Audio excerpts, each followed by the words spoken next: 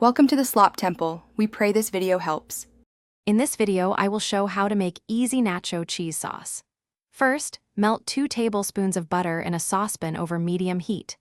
Once melted, whisk in 2 tablespoons of all-purpose flour, cooking for about 1 minute until a smooth paste forms.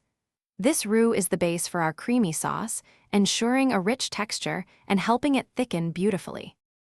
Now, slowly pour in 1 cup of milk, whisking constantly to prevent any lumps. Continue to stir over medium heat. The mixture will begin to thicken as it warms, creating a smooth, velvety base. This step is crucial for achieving that perfect, pourable consistency without any grainy texture. Keep stirring until it coats the back of a spoon. Next, reduce the heat to low and gradually add 8 ounces of shredded cheddar cheese.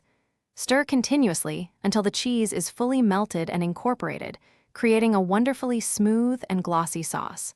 Add a pinch of salt and a dash of cayenne pepper for a subtle kick.